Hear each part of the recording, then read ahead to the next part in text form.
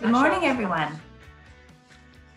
Hey, you found us on the map, Mental Health and Addiction Podcast. I'm Kimberly Walsh.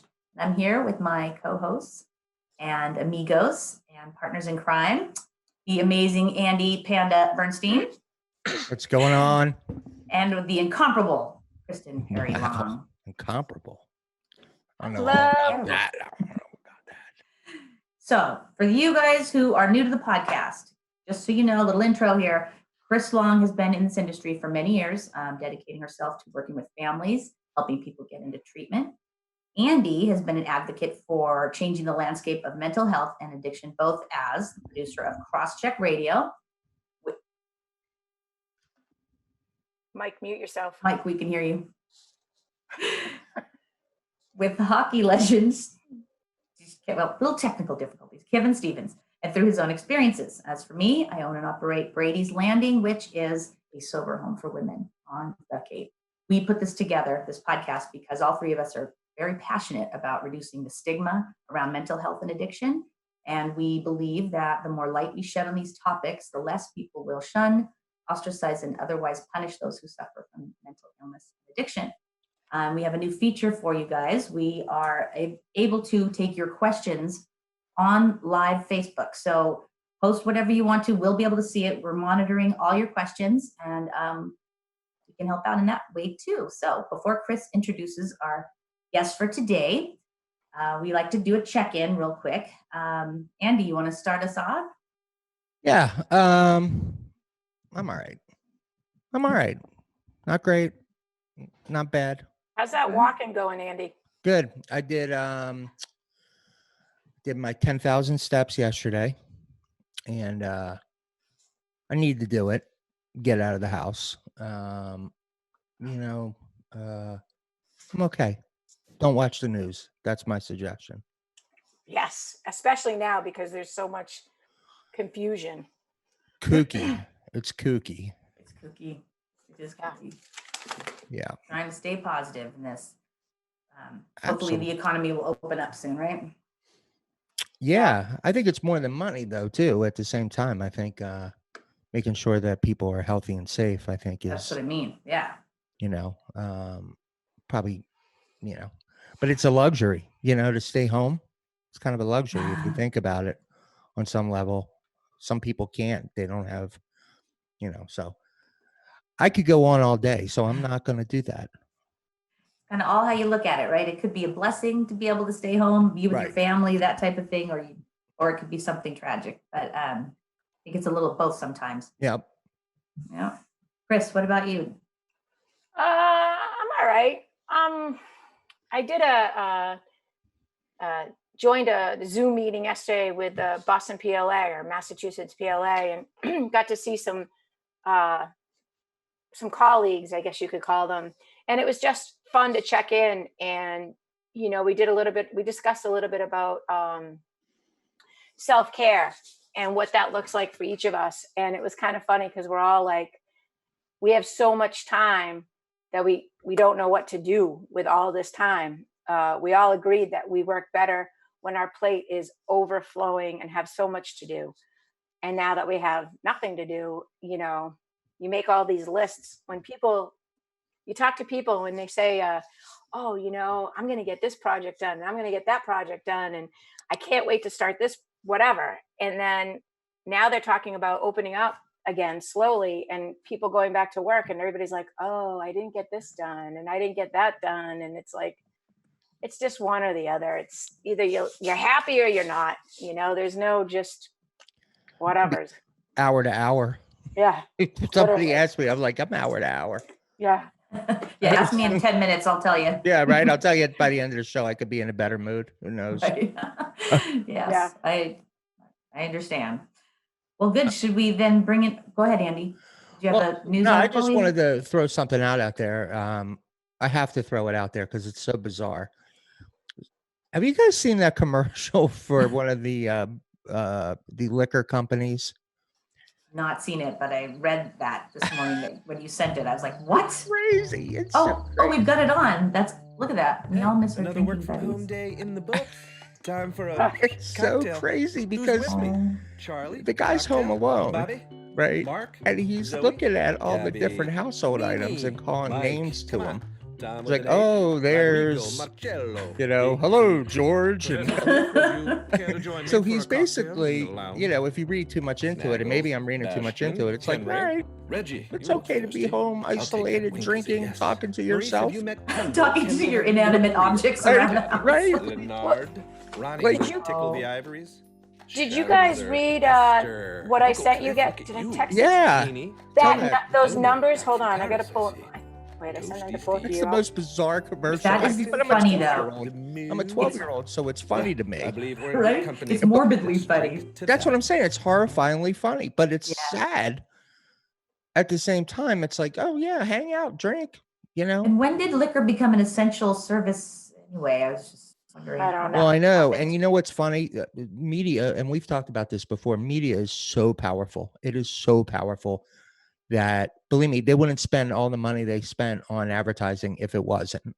So, 100% right. So You let get me a bunch of. Go ahead. let me read these numbers to you, just for just for Just for Beeps. scare's sake. beeps and giggles. Okay. Hmm. Let's see. The biggest one-day jump in alcohol use was in Washington State, where an average of BACs increased 426% wow. on the first day. In North Carolina, the average BACSs increased 200%. The first day. This is when everybody went into lockdown. How Compared do to they know 160 this? I don't know. How would they? How do they? Probably because of alcohol sales. But Right, they're talking right. about blood alcohol content. That's a BAC, is a blood alcohol content. How would they possibly know in one day what people's Probably blood alcohol content is? Because you know what it was because this, and it says it right here. It's because those people that have the in-home breathalyzers that have to blow into it. Oh, the scrams, something. Yes. Yeah. Oh, That's how they interesting. knew. In Massachusetts, let's see, Arizona was 83 and 65% in Massachusetts. So we were actually on the low on that one, which is pretty cool. Yeah. If it goes One, that one way. good thing. You could skew it that way. Yeah. So the scrams, and there's nothing they could do because we're in lockdown. The courts are closed, everything's closed. So, they're all out celebrating. 204, what did I say? 426. Yeah, it's bonkers. It's insane. bananas. Yeah, we're going to be completely deluged with people when this thing is over. We're Oh gonna yeah. all full up with addictions and you know what I heard too that the suicides and overdose rates and all that stuff is the deaths caused by those are about to surpass the deaths from COVID. Right. Because that people right? can't get back. Yeah. Yeah, I sent you that other article. That People one. can't get back to work and they get, for every there's a statistic for every so many people out of work, there's so many suicides because of it. It's just So drugfree.org published a couple of really short articles yesterday, and a new study estimates that as many as 75,000 additional people in the United States could die from drug or alcohol misuse and suicide result of the COVID-19 pandemic. So when we're starting to surpass the number of deaths in COVID, it's time to, to get people back to work. I mean, I safely, but We're saying the hurricane's coming.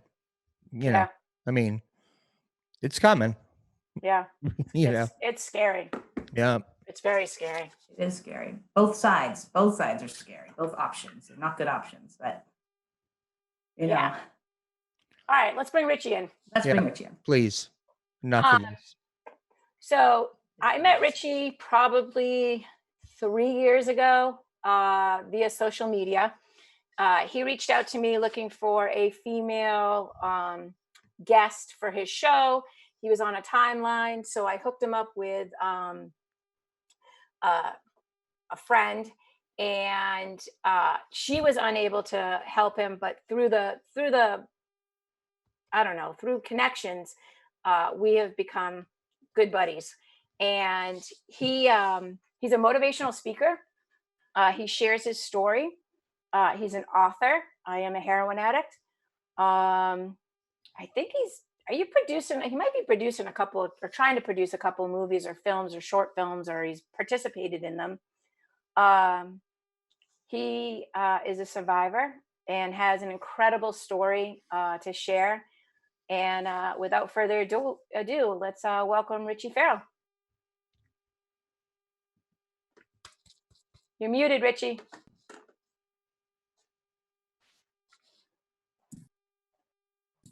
Can you hear me now? Yes, we can. Welcome. Sorry about that, guy. Sorry about that. How you doing this morning? Doing okay. Good. How are you doing?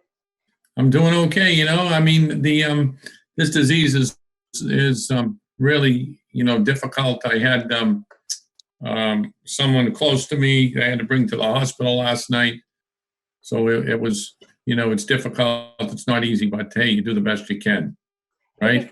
Before we move forward, Richie, what did that look like? It was unbelievable. You go to you pull up to the emergency room, and a nurse comes out to you in a mask. They had a wheelchair. They take her and put her in the wheelchair. Say, sorry, and you say, "Hey, love you. Good luck." That's what it's kind of it's bizarre. No visitors allowed. No visitors, no support. No advocacy, no advocating. Yeah, there's nothing whatsoever. You're just you say goodbye, but for the ride down, this is how it is. This is the world we live in. There's nothing much you can do about it. We just gotta keep on keeping on and do the best we can. Wow. And how are they? Have you had a check-in this morning at all? I did. She called my wife, and denial is like an incredible. I've been straight over coming up on 33 years, and from a heroin habit back in the day, and I've worked for 10 years in Hollywood and seen everything you can possibly see, and denial. The denial I saw yesterday is incredible. The pain someone can endure for denial, to live through that and to not accept it. I mean, her liver enzymes were over 1,600. The normal are between 150 and 200. Wow. And that's a normal healthy. So that's like near death, and you hold on to that thing that you're okay, and but for the grace of God. So it's not an easy thing to but I'm so my entire family has been afflicted by this stuff. I work and I see people all the time that have a incredible. We have people on our Boston TV show. Well, we can't have it yet because Boston's not open. But I've had the stories of guests that I've had on the show are phenomenal. So in a lot of ways, I'm lucky. Yeah. So tell us a little bit about your story. Tell us about your journey, and tell us where you are now. Well, right now it's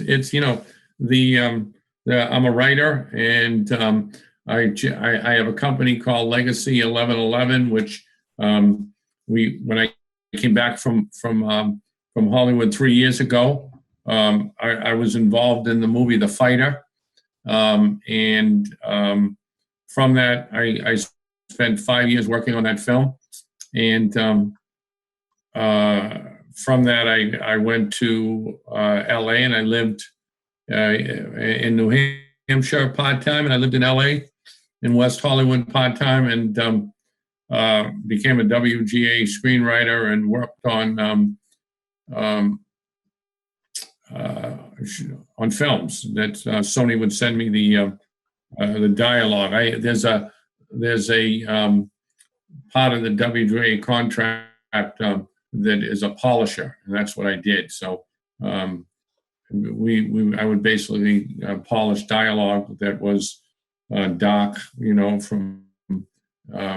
from movies that were going out, that the studio had the scripts already done, but we're looking for them to get polished. I did that. When I came back here, because my son turned 12, and I wanted to be with him here because I know how fast that 12 to 21 goes. I started a company called Legacy 1111, which is involved. I thought the best way I could jump in there would be to through the media, through stuff that I do, and bring recovery into the living room. So a Boston City councilor, Frank Baker, saw me speak at a medical convention one time in Boston, and came. He said he had read my book, my first book, What's Left of Us, and he asked me to come into his office, and one thing led to another. We went over to Boston Neighborhood Network over there, and we started a show. We have one we know that I started before that with Jazz, buddy Jazz, up in Nashua, and that thing goes all over the place. So, basically my company, what we do is we try to inspire people through our experiences, through stories, through guests, similar to this, to your show here. And my story is crazy. I mean, I grew up in Lowell, Massachusetts, in a really tough spot, Irish Catholic, crazy. The funny thing is, Chris, is just during this pandemic, I was able to, my wife showed me all these boxes she was clearing up, and had pictures of me playing football with my, back in the day, with my helmet all banged up, and I found a file of a manuscript that I received my MFA, my Master in Fine Arts, from, and I started going through these stories. They were like 500 pages. I found these 4 stories that were kind of like Salinger's book, The Catcher in the Rye, where it's an adult narrator looking back as a child and telling the story in that child's voice. And they were kind of funny. There were stuff growing up for me in Lowell, and the Catholic Church, and my crazy father. And so I worked on editing those 4 stories, and I have a book that'll be out this week. Called it's a book of short stories. So it's and it's I think it's coming out Monday. It's called Bless Me, Father, for I Have Sinned. Confessions of a Recovering Catholic. And I love they're that. really, I mean, That's awesome. they're not appropriate at all. They're like really, they're told from a 14 and 15. It's about a kid. Again, I call them fiction, so everybody will get this, but it's about a young kid who falls in love with a Sports Illustrated swimsuit edition cover. It's about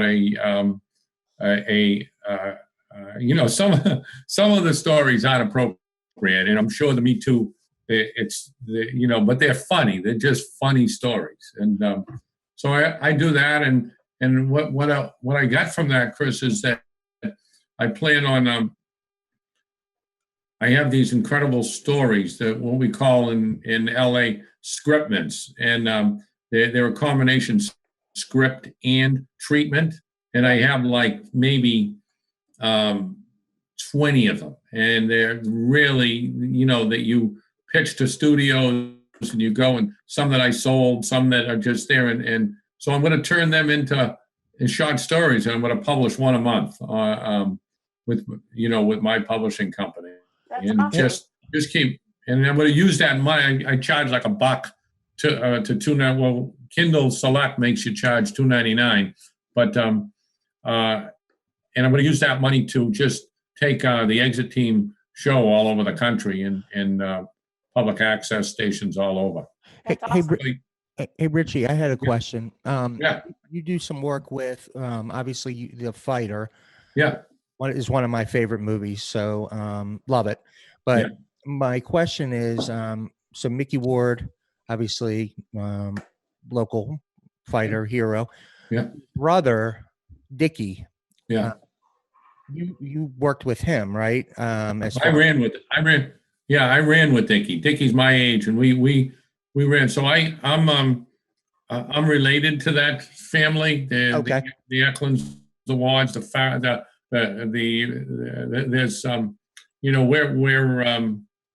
we're distant cousins. So we all ran together back in the day.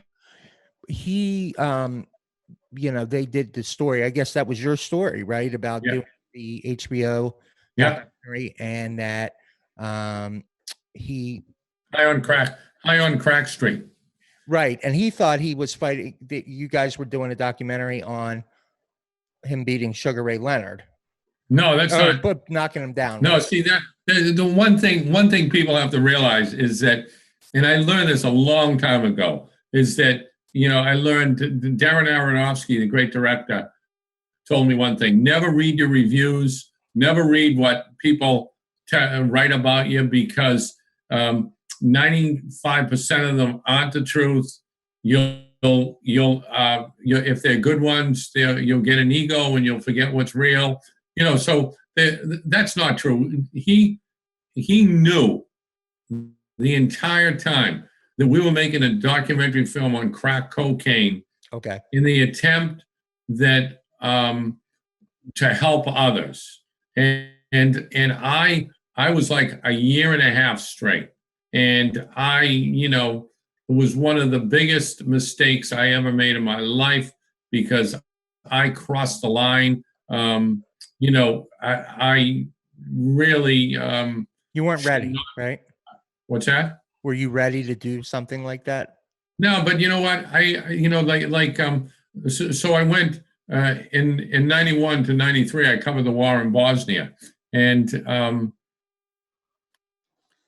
they had like cartoons and signs out of people blown apart in the street, and women and kids dying, and the blood volume coming out, and it said, "Hey, quick, sniper, call a journalist." So there's a thin line in being a journalist on when you cross a line of someone's personal space, or someone's personal rights, and I came dangerously close to that line in High on Crack Street, and there was no malice in that. I was a year and a half straight. I was there. My goal was to change the world, and that was part of I was going to go out and help people not to go into this hell. But it's wrong. I mean, I had a chance to I'm trying to think. This young lady from the Cape here that I see this. Her name is. How you doing there? Yeah. So I had a chance. They called me, HBO. They called me on that that heroin show. Cape Cod on Hair. Cape Cod. That was the worst movie. I refused it. Listen to that. Listen to that. The woman who did it made about $2 million. Like, I passed up $1 million to do it, because I told them right out, you're exploiting. Now those are hard to pass up. Those are hard to pass up, because back when I made Crack Street, the HBO contracts were about $250,000.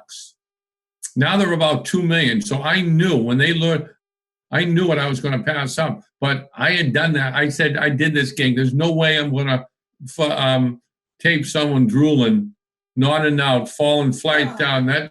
That's just not for me. So my point is that Andrew, is that Dickie knew exactly what he was doing 100% of the time.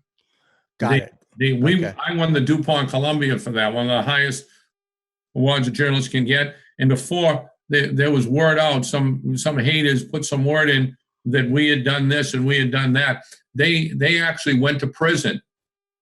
Oh, wow. And Columbia actually sent a journalist to prison in Shirley, where Dickie was, and interviewed him. And they sent, unbeknownst to us, we didn't find out until after. They were doing their due diligence to see if any of this was true, that we paid them. People were saying we paid them money to smoke the crack cocaine. All this stuff. People come out of the woodworks when you're successful. That was one of the highest rated documented. The cable companies, the night that was on, it was like, it's still a cult classic. You can go online and still watch it. We tried shutting it down 100 times, and they can't. We tried selling it. We tried, and we can't do it. I mean, when they went, Dickie had every opportunity to say that we paid him. Boo Boo, they went to Boo Boo in Lowell, and Boo Boo said, we knew what we were doing. We signed up. Right? And so the thing is, that's what David O. Russell, the director, made part of the movie, because movies, whenever we take The Fighter is only about 60% true. Really? We had to. There's a structure in screenwriting, and so when I worked on this script with Scott Silver, we had a script. The initial script was the initial budget when I worked on this with Brad Pitt before the strike. Brad was going to play Dickie. It was a $38 million budget. When it went down after the strike, and it wound up being a $13 million budget, which is low. So we had to take the script that started with me and Dickie driving mopeds down at Hampton Beach, all whacked out.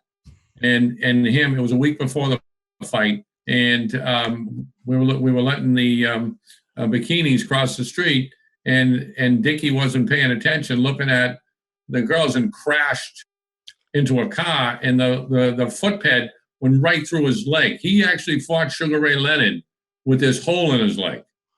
Oh, wow. So that's how the fighter started. And then when we went from 38 million to 13, we had to just cut it down. So my point is, I'm talking too much here. My point is that all that stuff that you hear about 95% of it is bullshit. So thank you. And two other things. I had Chris just watch Silver Linings Playbook, which is a David O. Russell. Great film. David's a genius, but he's out of his He's crackers. Mind. He's crackers. He's crackers, man. He's crackers. Are you That's involved with the Fighter too? Was I involved with it? Yeah. Oh yeah, I worked for 5 years on the Fighter. When is the Fighter 2 coming out though? Isn't there? Oh no. I saw Fighter 2. I thought you asked me 2 as in TOO. There's no. See, that's another fallacy. There's no. Poor Mick had a pretty. He should have got a lawyer, an entertainment lawyer from Hollywood. He got a Boston guy that's a great guy that he trusted. Mickey's one of the nicest guys you could ever meet, and he's a sweetheart. And that there's just no way. Wahlberg's getting too old, and he's just it's just not going to happen. The contract's not set up to make it happen. It's not. It's all bull. Got it. Thank you for answering my questions. Yeah, our idea was to do a thing that opened up with Gotti and him, because we left when he won the championship of the world in London. That's how we ended it. But the 3 Gotti fights are like stuff that'll live forever. So what we did is we had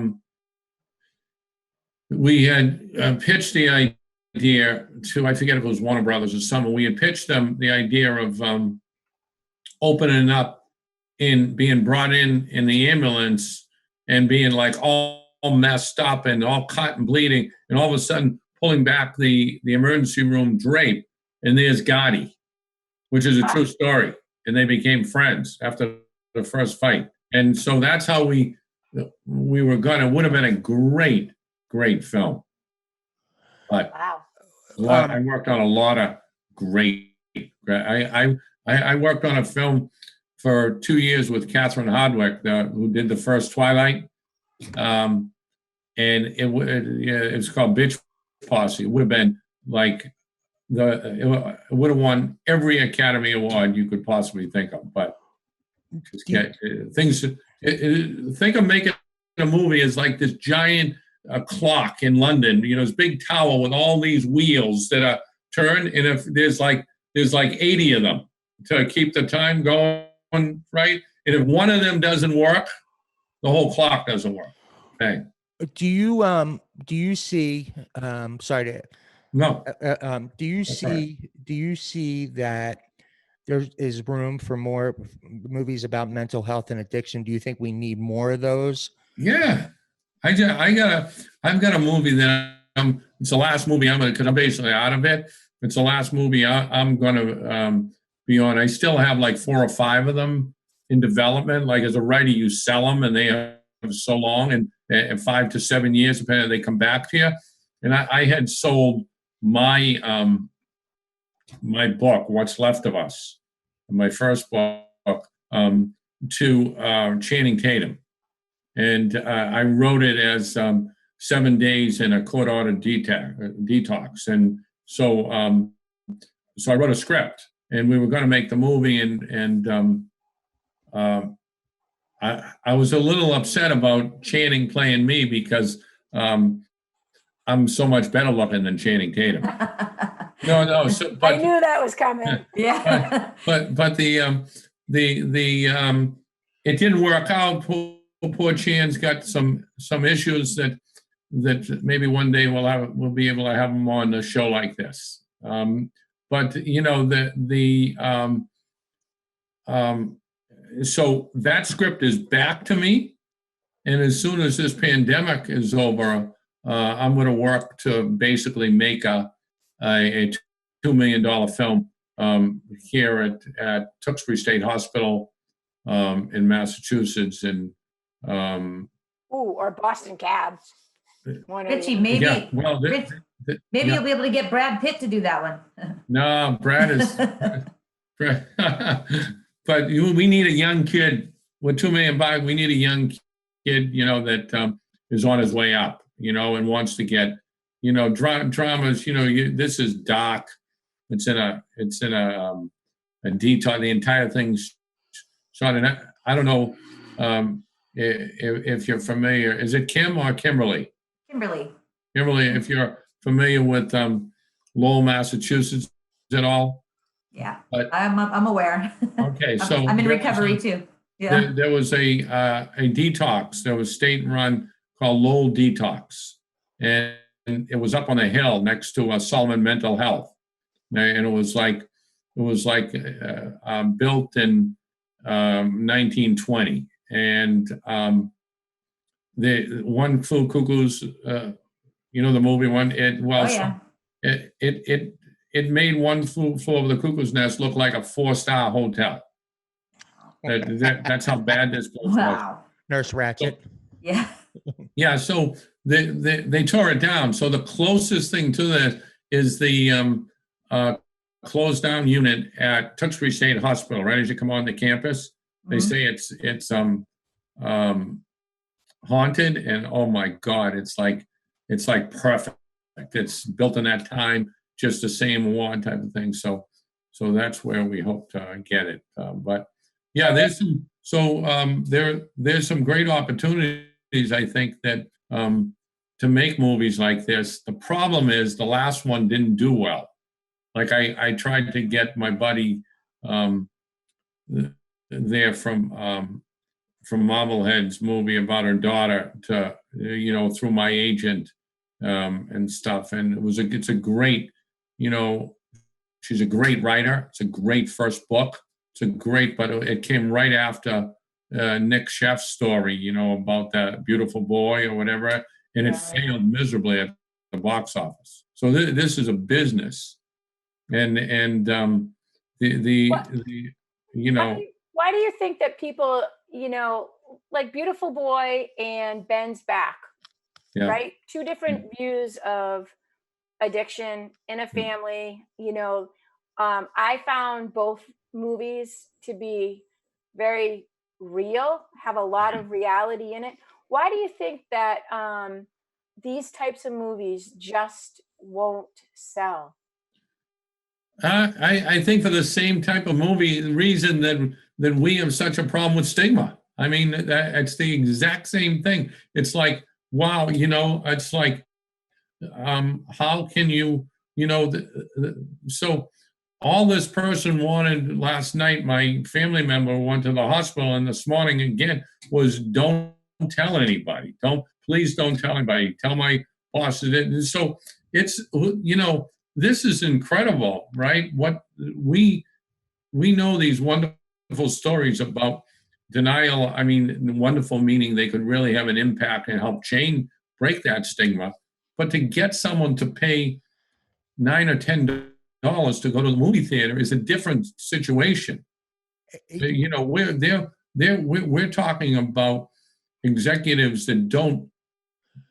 I mean, I know personal stories about executives that have told actors that, okay, if you do this, we'll give you a role in the thing. I mean, it's in their best interest, right, Richie? I mean, it's monetarily, it's in their best interest to keep them down, to keep the stigma going. Yeah, you got it. That's it. And so, I mean, it would be in a perfect world, be fantastic. It would really help. I mean, that's it's going to take time for shows like this to continue to get into, and that's why my mission with the exit team in Boston is because the built-in audience is 285,000 people. Now we don't get that turn on, but we're in right after the news and right after the Boston News that's shot from BU. And so who knows who we get to stand on. And if we build this 3 years from now, if we take these shows like this and put them all over the country, and people platform, right? Yeah, right. And we create this platform. Now it's easy because like I try and be crazy on my show in Boston, and my co-host just left, and so, but it was a great. I know her, by the way. She's great. Yeah, and Allison. What's that? Allison is your co-host. Yeah, she's. Thank you. She's great. She's great. And we built a great thing. She's just exploded. She's just exploding there with that company she has and what she's doing with the state, and it just becomes a conflict of interest and stuff. But she's sharp. I now I have this other young beautiful girl that's crazier than I am, right? And I'm this old white junkie up there, and so I got this young girl, and we go back and forth, and we banter. So the first 10 minutes of the show is my madness and her madness. So we're hoping that we can hook people, right? We call that in writing at the beginning, when you hook people, bring them into the show that are watching the news, and all of a sudden, 2 years from now, it's like, hey, you got to see this crazy show. But then they sit around and they see, Chris come on, or Kimberly come on, or people come on and talk about this, and all of it because it's not as much of a stigma anymore. So it's going to take years for us to break this down. What do you? Hold on, Andy. I just got a message from somebody who's watching, and he said stigma perhaps may be the reason for not selling, but reality is people want entertainment, like the Tiger King, for example. Stupid but entertaining. People don't like to see the truth because it's not entertaining. It's a good point. I mean, yeah. We also have a question too from Facebook chat from David Bowen. He wanted to find out from Richie what it was like to doing the exit team. The exit team was great. I mean, I love Dr. Burns. She's like crazy brilliant, and we had so much fun when we did when Frank Baker called over there and said what we're going to do, and we talked with the mayor's people and stuff. We had to do this test show and to see how it would go, the 30-minute test show. And I had this idea, and I had met Doc Burns at that same speech. She's this beautiful young girl. She's got everything going for her. And so we had the control room. There's like 4 people in the control room, and the camera, there were 3 cameras in here. They were all in hysterics, right? And at the end of it, they said, "You guys sound like an old married couple." So it was like, for doing that show was just like that. We called each other like our husband and wife show husband, and we went at each other, like insulted each other, but there's nothing personal, and it was a lot of fun. I had a lot of lot of stuff done, and when we opened back up, John Green's like No first time. No first time. Yeah, they're going to be a sponsor now, and we got Carrie Ann Cacavaro. I don't know if you know Carrie Ann, but I love her. She's the best, man. She's batshit crazy, and she's the perfect She one. bleeps the crazy, not the shit. Yeah. I know. I can't. My It's like- brain. So I love the exit team, and my goal is to, we're going to open in Portland, and Jazz's show is like taking off. She's a rock star up there in New Hampshire, and so I love the exit team stuff. The mayor hasn't opened up the TV studio yet, so as soon as he does, we'll be back in play. Hey, All right. Rick, So Rick, go ahead, Andy. you keep cutting me off. This is a very important question. No. Okay. Have you seen the show Loudermilk? I like the name's familiar. If you like, as you get older, you're so tell me. CRS, right? See. Yeah, that's right. That's it. So that's a Peter Fairley, Bobby and Peter Fairley. Yeah. It was a show about Ron Livingston from Office Space is a former writer for Rolling Stone who becomes an AA. He runs AA meetings. Okay. And he's miserable. It sounds great. Oh yeah, it's Sounds hilarious. But it's on DirecTV. Yeah. So it's hard to see. But I asked them, I said, do you think that there's a place for comedy in this in around addiction, or at least highlight it, trying to bring some comic relief to this? Do you see there's Right. any opportunity there? Yeah. I think comedy has to be part. I mean, I was always insane, and I just am continue regardless.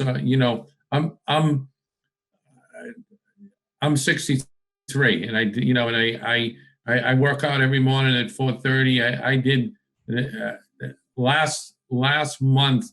I did 6,000 push-ups in a month, and I just refuse to let this thing be anything but humor. I don't take myself serious. I just say, hey, listen, that comedy. If we don't bring comedy to this, we won't attract people. Bringing back to someone's question there on Facebook, or comment about entertainment. We have to entertain people, because we live in a society now where social media is the truth, regardless of the facts. It's the truth. I mean, regardless of the facts. I mean, there are things I see. Just yesterday, I saw them equating child pornography censorship to the pandemic movie censorship, and this was real. I mean, people were really, and it's like really in a world we now live in a world where we're going to take child pornography and the pandemic movie that was out there, and make that comparison.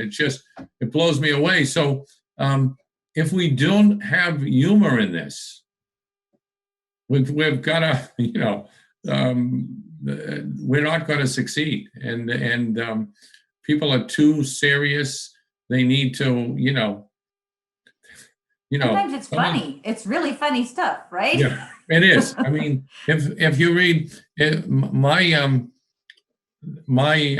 you know, I hesitate saying some of the stories that are going to be in this book, but in this one story, it's called Field Day.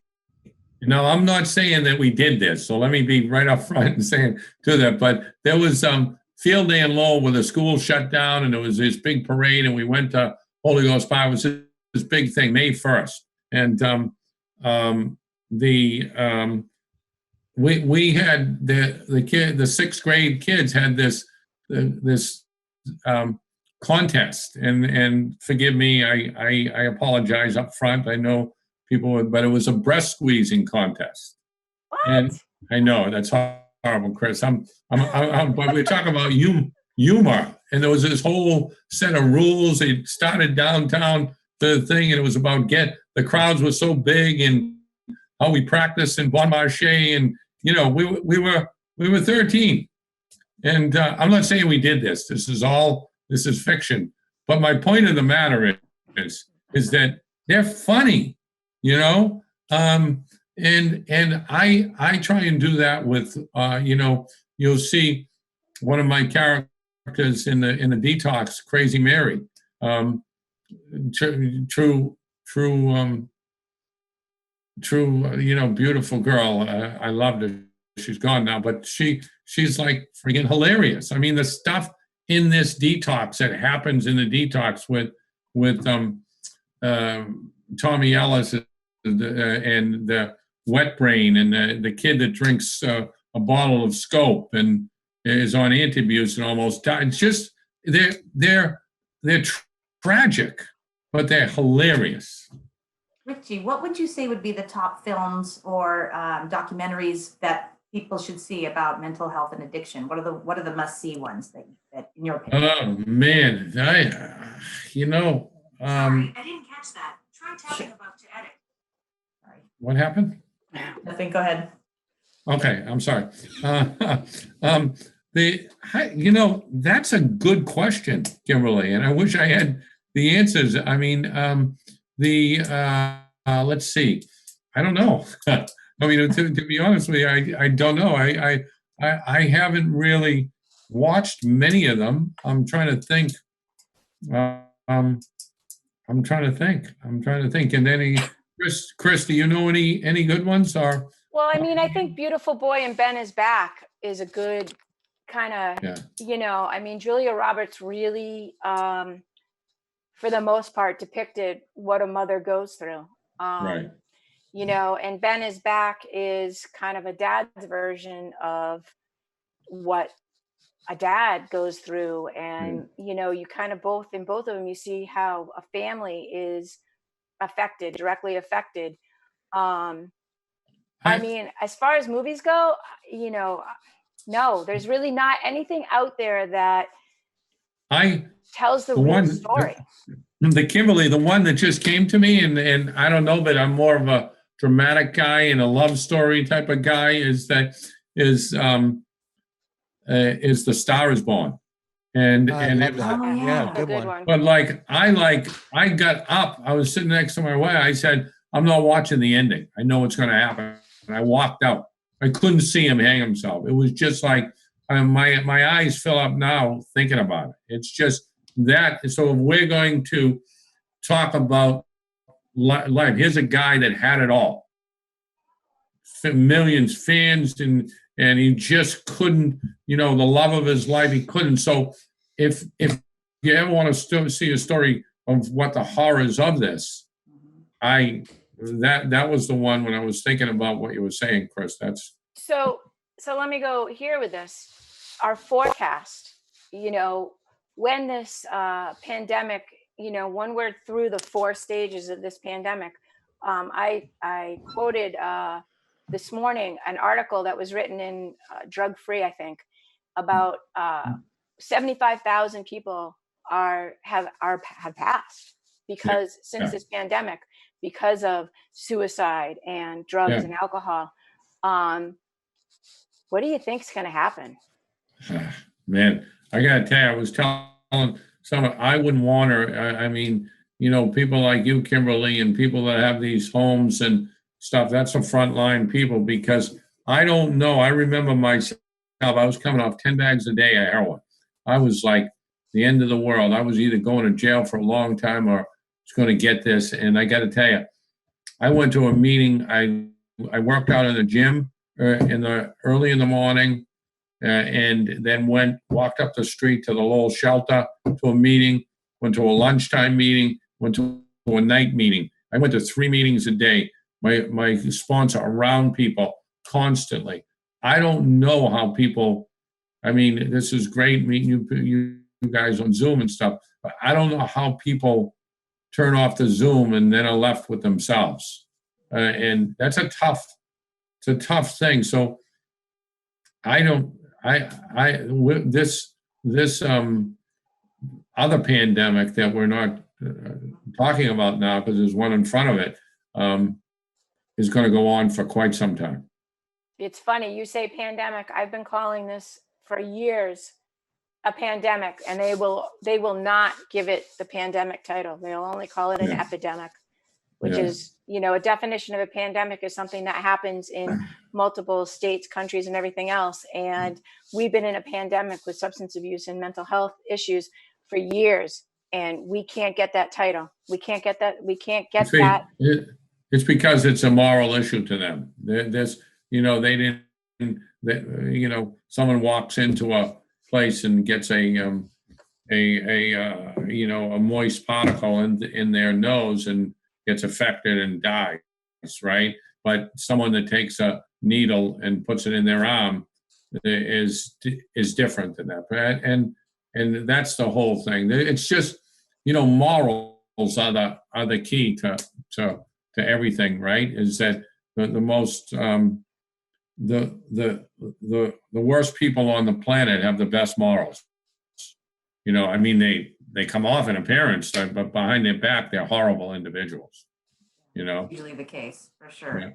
Yeah. I just thought of another movie, The Pharmacist, right? Oh yeah, that was a great That's movie. another one. I thought. Yes. Yeah.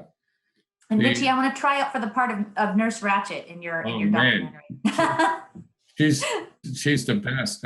In my movie, it was Mrs. K, and Okay. that was her, and she's a cat. She is like took care of her father. She had this detox. She was in her 60s, and she was rough, tough.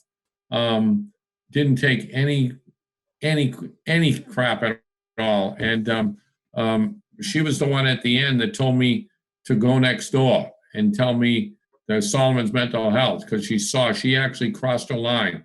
Told me, go next door and tell them that you're going to end your life. They'll keep you and put you back in. Because I had that I can't leave this place. I'm not going to survive out there. I stay another couple of days, and so that nurse, Mrs. K, was incredible.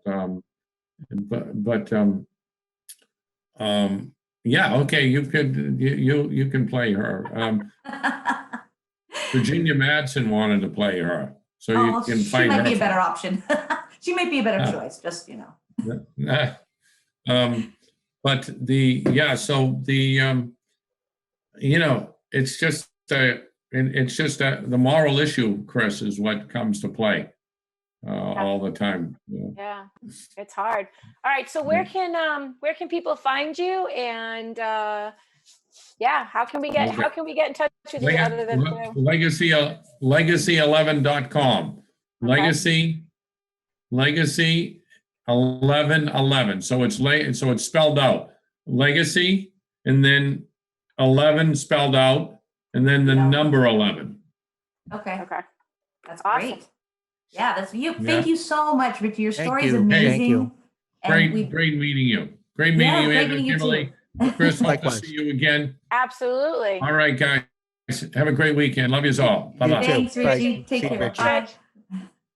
So that's our show, guys. Thank you for joining us on the map, and we will see you next Wednesday at 11 on Facebook Live. Have a great weekend. Have a great weekend. Stay safe. Bye, everyone.